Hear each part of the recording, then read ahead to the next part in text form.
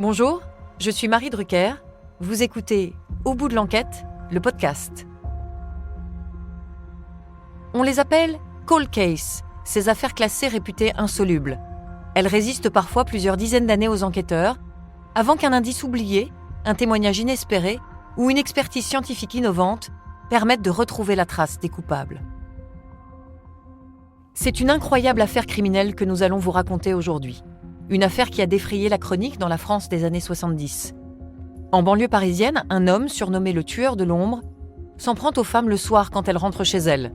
Il est longtemps resté insaisissable, mais un policier exceptionnel, une sorte de profiler avant l'heure, va réussir à le confondre au terme d'une enquête très singulière. Vous écoutez l'affaire Marcel Barbeau, première partie. Nous sommes près de la gare de Nogent-sur-Oise, là où 55 ans plus tôt, un meurtre violent a eu lieu. Là, j'y ai passé des jours et des jours, mais je ne suis pas revenu depuis 1969, janvier 1969. La maison n'a pas bougé.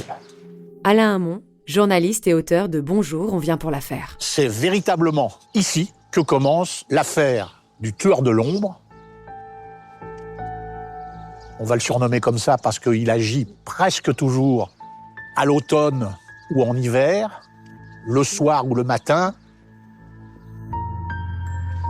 C'est là qu'habitait Thérèse Adam, et c'est là qu'elle a été assassinée.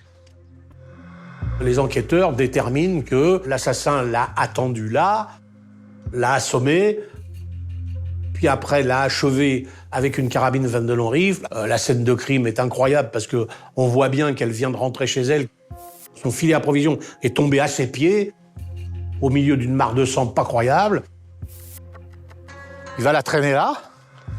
Les flics, ils déduisent quand même que le type, il doit quand même être un peu costaud parce que un corps inerte, même si c'est celui d'une femme, ça pèse quand même. Hein. Donc il fait une 50aine de mètres. Et donc, il prend le corps et il va le déposer là, entre le bord de la route et le ballast. Son sac a disparu. Daniel Neveu, ancien directeur d'enquête PJ de Creil. Le meurtrier, il arrache de manière très violente ses vêtements vers le haut, au-dessus des seins, et vers le bas, au-dessus des genoux. Comme il y a déjà eu une tentative de meurtre un peu plus loin à Nogent-sur-Oise, une femme qui s'appelle Madame Lecron a été assez sérieusement blessée, à la 22 long rifle, et c'est la même carabine qui a été utilisée pour tuer ici Madame Adam et qui a tiré sur Madame Lecron quelques jours plus tôt. Donc, les policiers, tout de suite, disent « Bon, bah voilà, il y a un mec qui se balade avec une 22 long rifle et qui tire sur les femmes. » On ne parle que de ça, donc ça devient vite non seulement un sujet de conversation, mais aussi une terreur qui s'installe. C'était comme, en fait, une réminiscence de ce qu'on vivait enfant. Vous savez, les peurs enfantines. Nicole Ducroc, habitante de Nogent-sur-Oise. Peurs enfantines, on a peur du noir, on a peur d'un monstre qui va surgir d'un endroit ou d'un autre pour vous sauter dessus, vous agresser. Eh bien là, c'était dans le réel. J'ai 17 ans. Alain Hamon, journaliste. Et c'est pour moi la première affaire criminelle, et je vais m'apercevoir que c'est mon premier tueur en série. L'agresseur de Nogent-sur-Oise a encore frappé. À Nogent-sur-Oise, on a passé une nuit blanche, une nuit de terreur à la suite de ce nouveau crime survenu dans la nuit de lundi.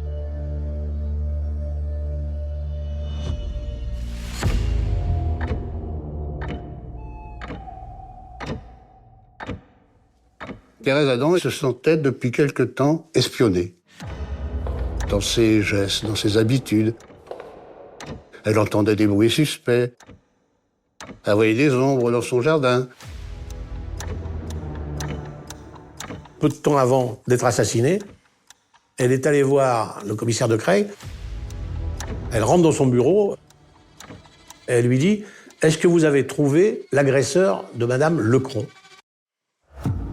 Non, pourquoi? Je suis sûr qu'il est après moi. Elle était complètement affolée. Elle lui dit « Monsieur le commissaire, vous avez devant vous une morte. » Suzanne Mérienne, c'est clair, elle aussi, il l'a repérée, il a repéré ses habitudes. Le meurtrier profite que la fille de Madame Mérienne rentre à la maison, comme tous les soirs à la même heure, pour faire irruption dans son dos, dans le pavillon. Il fait descendre les deux femmes au sous-sol. Il tente quelques gestes à connotation sexuelle sous les jupes des femmes, mais sans insistance. Il s'énerve. Il va les entraîner sur le terrain vague derrière. Il hésite un instant entre la mère et la fille. La fille plus vive se sauve. Il exécute la mère d'une balle dans la tête. Et il se sauve. En abandonnant sur place un sac d'ouvriers.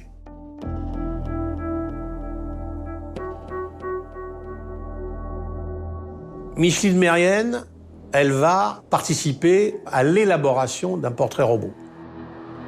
C'est le seul témoin de toutes ces affaires, c'est Mademoiselle Mérienne, qui décrira un homme grand, fort, brun. Coiffé d'un chapeau de ciré, avec une espèce de cagoule, une espèce de masque, qui lui laisse juste passer les yeux. Et ce sont ces yeux, d'ailleurs, qui l'impressionneront le plus, puisqu'elle dira au policier qu'il avait des yeux de chat. Le portrait robot avait été fait à l'époque, autant que je me souvienne, avec le ciré et tout. Édouard Benko, habitant de Nogent-sur-Oise. Et avec un regard un peu fou, là. C'était un peu plus une caricature, un peu. Le masque ne facilite pas la reconnaissance. Et on peut dire que ce portrait robot était plus médiatique que policier. Une fois qu'il a été diffusé dans les journaux et tout le monde avait vu un type avec des yeux de chat, etc., etc. Et en fait, personne ne l'avait vu. Il laisse un sac. C'est un espèce de sac en toile, avec un lacet pour le fermer. C'était un sac d'ouvrier type. À l'époque, il contenait ce qu'on appelait la gamelle, c'est-à-dire le casse-croûte. Dans le sac, il trouve ce que l'on appelait à l'époque une cramouille. Une cramouille, c'est un porte-monnaie en caoutchouc. Et quand les policiers de l'identité judiciaire ouvrent la cramouille, ce ne sont ni des billets, ni des pièces de monnaie qu'ils trouvent. Ce sont des balles de 22 longs rifles enfermées dans du papier. Là, les flics, ils se disent, il faut qu'on fasse les milieux ouvriers. Le bassin Crayot, à l'époque, c'est un des plus gros bassins industriels de la région parisienne, si ce n'est le plus gros. Donc ça fait des milliers de gens à contrôler. Et là, tilt, il y a un des flics qui va dire on va faire appel au témoignage public. Et donc, ce sac va être exposé. Didier Roucou, avocat des familles de victimes. Et les gens vont venir voir. Mais par milliers. Est-ce que ça serait pas mon voisin? Est-ce que ça serait pas quelqu'un de mon entourage? Bon, donc je vais aller voir quand même qu'est-ce que c'est que ce sac. À midi, on s'est dit, au lieu de rien faire, on va aller à la mairie. Édouard Benko, habitant de Nogent-sur-Oise. Quand on a vu le sac, on s'est dit, mais c'est le sac du Grand, ça. C'est le même en tous les cas. Donc de Marcel Barbeau. Il était surnommé le Grand. Nous, on l'appelait toujours le Grand. Et il y avait à côté une petite serviette rectangulaire un peu avec à carreaux rouges et blancs. La même serviette que lui. On s'est dit, c'est pas possible, ça peut pas être lui, c'est pas possible. C'est pas possible, c'est pas possible. Et puis après, on a essayé de voir quelques jours après, et il y avait le même sac dans son armoire. Il y a sûrement eu beaucoup de conversations ou de discussions au comptoir des cafés, mais malheureusement, ça n'est jamais arrivé jusqu'à la police. On n'allait pas dénoncer pour une suspicion. C'était pas dans les mœurs, c'était une autre époque. On tape pas au commissariat de police, toc toc, c'est moi, je viens dénoncer. Ça se passait pas comme ça à l'époque. Parce que celui qui faisait ça, il y avait une horde de journalistes tout de suite, et le lendemain, on était premier témoin, une photo comme ça sur le journal, Et il faut savoir que si on s'était trompé sur le truc, il n'y avait plus qu'à prendre sa valise puis se casser en Alaska. Hein. Parce que là, et quoi faire après? La honte? Ah non, on ne pouvait pas se permettre. Ça foutait la trouille à tout le monde. Ah ouais. La police, c'est la police. La solidarité ouvrière, c'est la solidarité ouvrière. Et puis, c'est deux choses différentes. On ne balance pas. Tous les habitants de la région sont inquiets. Écoutez l'appel du maire de Nogent-sur-Oise. Les effectifs de police sont insuffisants dans notre agglomération qui se développe. Je l'ai dit et je l'ai dit au ministre, même augmenté. Leur efficacité dans des affaires comme celle-ci sera réduite si elle se heurte à des oreilles fermées et à des bouches cousues. Mais voilà que le 9 janvier, un homme qui venait d'être dénoncé par sa femme comme pouvant être le tueur se donne la mort en se jetant sur la voie ferrée. Les crimes cessent, le calme revient à Nogent-sur-Oise pendant 3 ans.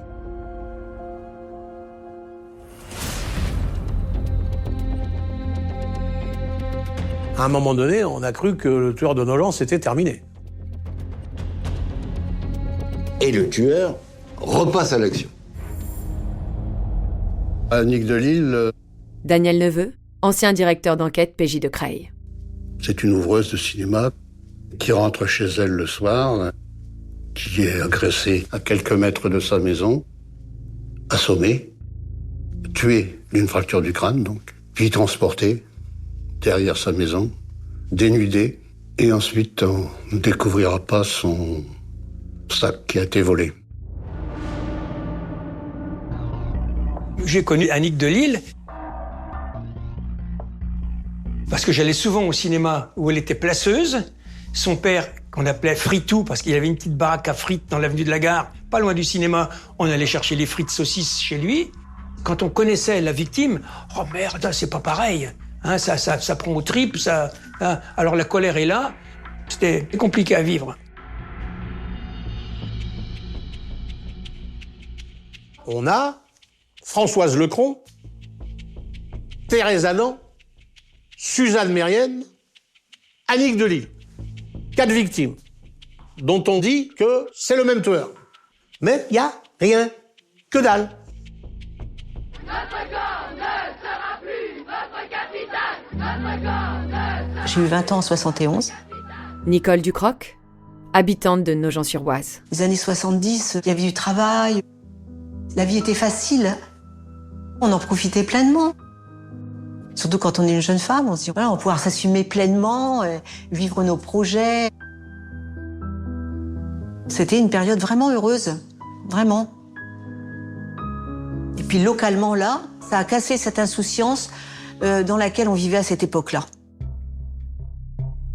Les femmes, elles commencent à s'émanciper quand même. C'est plus maman à la maison derrière les fourneaux. Alain Hamon, journaliste. Elles travaillent. Donc elles vont où chercher le travail? Elles vont le chercher à Paris. Elles prennent un train, elles vont bosser à Paris, et le soir, elles rentrent à la maison. Alors, si elles ont une voiture, ça va. Si elles ont un bus, ça va. Mais quelquefois, même au bout du bus, il y a encore un peu de chemin à faire à pied. Et elles rentrent chez elles à pied. On a peur de rentrer chez nous. Le matin, on a peur de venir au train pour aller travailler maintenant. C'est plus possible, on a peur de sortir. On ne vit plus, nous. On est peut-être sur sa liste, en fait. Peut-être qu'il nous épie. On est sur ses gardes, on était en alerte. Et ça, c'est épuisant, ça demande beaucoup d'énergie. Et puis voilà, on se dit, mais pourvu que ça s'arrête. Et puis voilà, ça s'est pas arrêté tout de suite, quoi.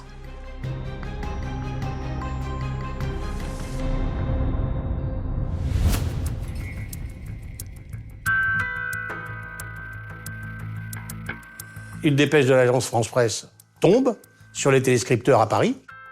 Et je fonce parce que 2 personnes ont été tuées, retrouvées assassinées dans un petit bled, et plus particulièrement au cimetière du bled, qui s'appelle Laigneville. La scène de crime, elle a été découverte par le président de la société de chasse qui, le matin de bonne heure, à l'aube, a commencé à faire une ronde. Et la première chose qu'il voit, c'est une jeune femme écroulée. Il passe à la hauteur du conducteur de la voiture, et là, il voit un jeune homme, pareil, ensanglanté. Il comprend tout de suite qu'il y a 2 morts, que ce sont 2 cadavres qu'il vient de découvrir. Le couple, c'est Morissette Van Hift et puis son petit copain, Eugène Stéphan.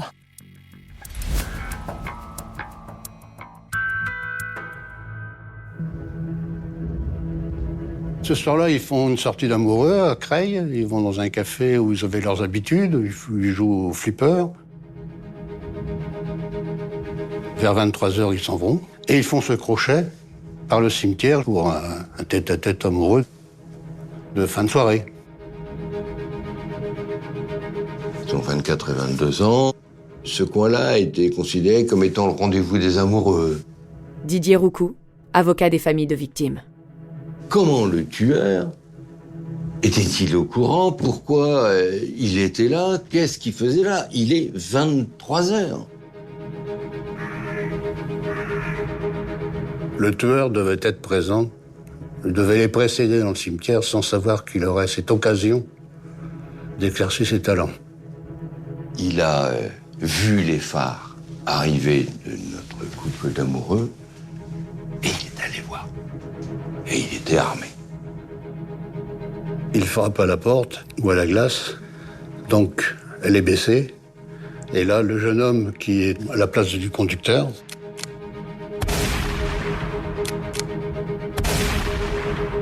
est atteint de balles. Il est tiré de la voiture, jeté sur le chemin. Pendant ce temps, je pense que la jeune fille a voulu se sauver. Elle est rattrapée près de la cabane du gardien du cimetière. Elle aussi atteinte de balles. Elle est déshabillée et exécutée.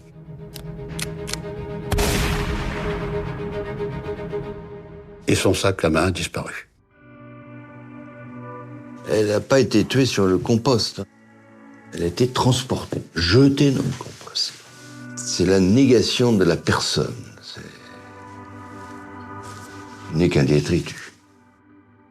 Morissette, moi je l'ai connue parce que nous étions dans la même classe. Jean-Michel Vermeil, ami d'enfance de Morissette Van Hift. Et c'était aussi une fille du village que je connaissais très bien puisqu'on jouait ensemble et on se connaissait tous dans le village à l'époque. Pourquoi elle? Pourquoi cet endroit-là? Et on se disait mais quelle fatalité de se retrouver à cet endroit-là et d'y trouver la mort de cette manière aussi violente. On ne peut pas s'imaginer perdre quelqu'un comme ça. Dominique Duchesne, ami d'enfance de Morissette Van Hift. Aussi jeune, bien sûr, et puis dans des conditions pareilles, quoi. Ça a été vraiment un choc.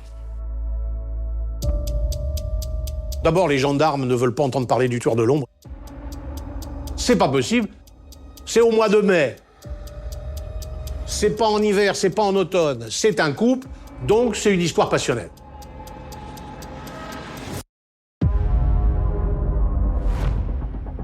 Enfin bon, ça va être vite vu, hein. Autopsie. Ils ont été tués par balle, et plus particulièrement par balle de 22 long rifle. Les gendarmes vont être obligés de dire « Ah, bah oui, c'est quand même peut-être le tueur de nos gens, quand même ».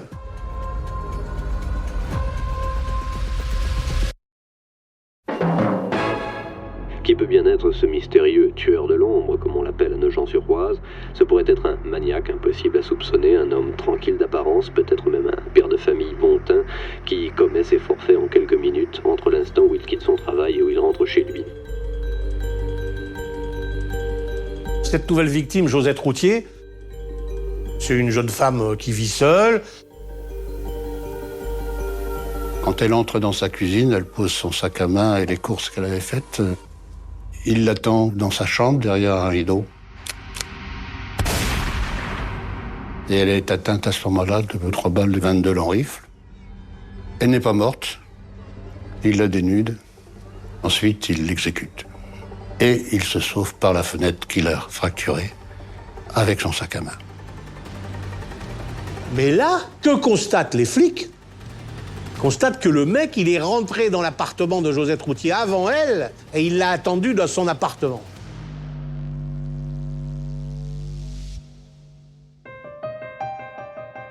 Ils essaient de retenir cette information-là parce qu'ils savent que ça va être un supplément de panique. En effet, panique générale parce que là, les femmes se disent « il peut rentrer chez nous ». On se sentait en sécurité nulle part. Ni dehors, ni chez soi. Tout le monde disait quelle sera la prochaine victime. eh ben, les gens achetaient une arme en disant si on voit une ombre dans la cour ou quoi que ce soit, on n'hésitera pas.